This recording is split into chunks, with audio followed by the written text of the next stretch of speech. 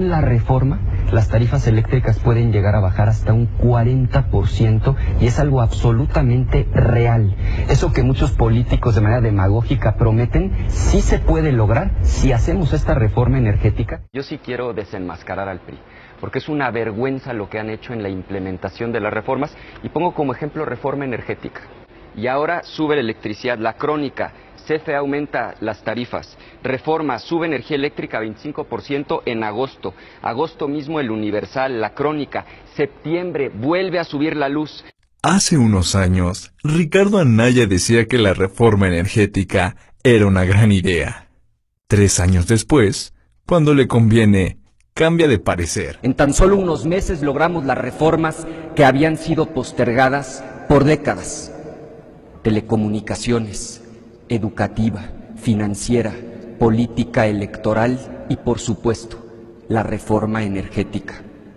Yo no tengo duda, y ustedes tampoco deben tenerla. Vienen tiempos mejores para nuestro país.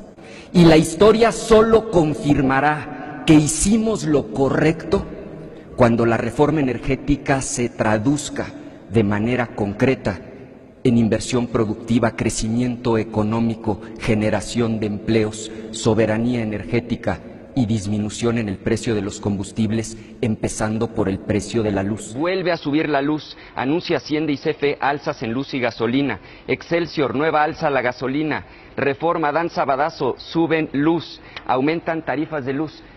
Convencido de que ha sido un periodo histórico para el país, Pascal, en los últimos meses, México vivió su transformación institucional más profunda desde que hace 100 años, en 1917, nació nuestra Constitución. Fueron tantas las reformas que no hemos terminado de dimensionar la magnitud de los cambios. Reforma laboral, educativa, de transparencia, de telecomunicaciones, política electoral, energética, convencido de que vamos por la ruta correcta. El país no va por el camino correcto.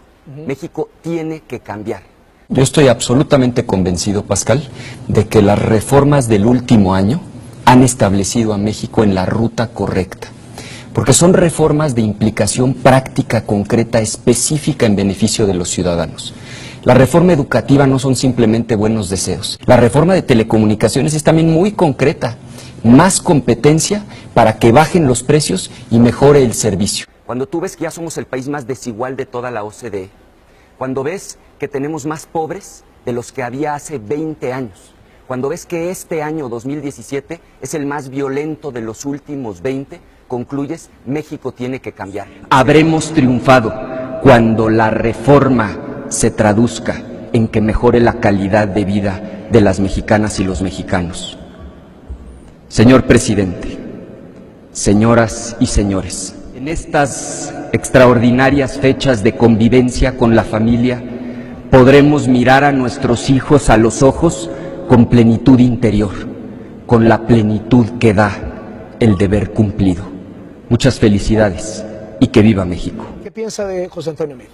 Que representa la continuidad, que es el candidato, usando el término de Silva Herzog en su última columna, de los satisfechos, los que puedan dormir tranquilos con un año en el que vamos a acabar con 30,000 homicidios, los que puedan estar tranquilos con estos niveles mediocres de crecimiento, los que crean que vamos bien cuando hace 20 años había 47 millones de pobres y hoy no solo no hay menos, hay 53 millones, los que estén satisfechos con esa tragedia ya tienen candidato, es el candidato del PRI. Ahora los gobiernos panistas han contribuido también a estos números. Quienes queremos, justo a eso voy, reconozco en el gobierno de Vicente Fox que fue un error garrafal no haber desmantelado las estructuras clientelares corporativas.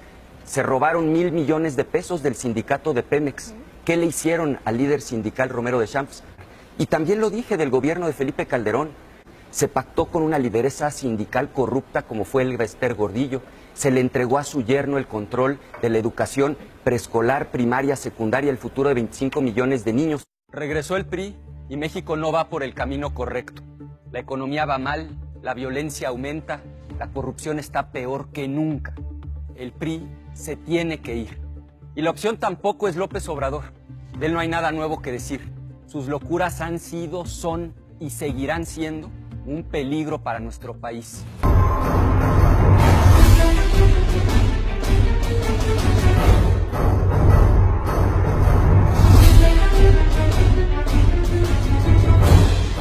El panista Ricardo Anaya será el candidato presidencial de Por México al Frente. En el sprint final dejó atrás a su más poderoso rival, Miguel Ángel Mancera. Con 38 de edad, el queretano será históricamente el más joven de los aspirantes a Los Pinos, en un hecho solo comparable a las candidaturas de Carlos Salinas de Gortari y a la de Lázaro Cárdenas, quienes fueron postulados a los 39 años. Para algunos, es el llamado Joven Maravilla, por sus habilidades para adueñarse a tan corta edad del liderazgo del PAN, haiga sido como haiga sido, y por desafiar los intereses históricos del partido. Lo instalan como un político astuto, natural, con instinto. Para otros, empero, Ricardo Anaya es el plan B de un gobierno que de la mano del sistema solo tiene una meta para el 2018, que Andrés Manuel López Obrador no se siente en la silla del águila. Para nadie es un secreto que en la complicada recta final que presagiaba el quiebre del frente político integrado por el PAN, el PRD y el Movimiento Ciudadano, Anaya contó con el empujón definitivo desde Los Pinos. Al final del día, alguien convenció al presidente Enrique Peña Nieto de habilitar al Joven Maravilla como la mejor alternativa política al proyecto MID, y se operó lo necesario para hacer a un lado a Mancera. Pero para concretar una operación política de estos alcances, no basta pactar con un candidato a quien, dicho sea de paso, le corren la fama pública de darle la espalda a aquellos que lo encumbraron en el poder. Para decidirse por Anaya, quien lo apadrinó debe tener mecanismos de control que conviertan al panista en un instrumento sencillo de controlar o fácil de descarrilar. Son hechos o circunstancias patrimoniales o de vida personal que se convierten de facto en detonadores para encarrilar o descarrilar una candidatura, si se sale de control. Cuando en el 2000 Ernesto Zedillo operó su sucesión y ante el temor de que sus adversarios políticos lo persiguieran al dejar la presidencia, el entonces inquilino de Los Pinos pactó la alternancia con el panismo y con Vicente Fox.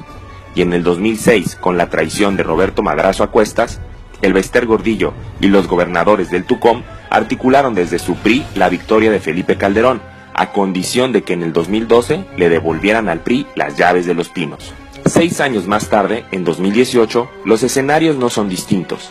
MID es el proyecto político de la continuidad tecnócrata y ortodoxa. Pero frente a la eventualidad de un desacierto del candidato priista, político o de salud, el plan B es obligado, y el sistema ya votó porque esa alternativa sea Ricardo Anaya. La tecnocracia priista abanderada por Carlos Salinas de Gortari lo entendió muy tarde cuando en 1994 la llamada nomenclatura del viejo PRI asesinó al candidato Luis Donaldo Colosio. No existía un plan B y se improvisó a Zedillo como el relevo que terminó sacando al PRI de Los Pinos. Nunca más.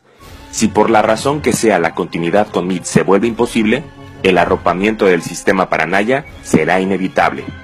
Lo que sea será mejor antes que dejar que en su tercera oportunidad López Obrador se convierta en el desafiante presidente de un México intranquilo. Para eso Anaya ya está habilitado.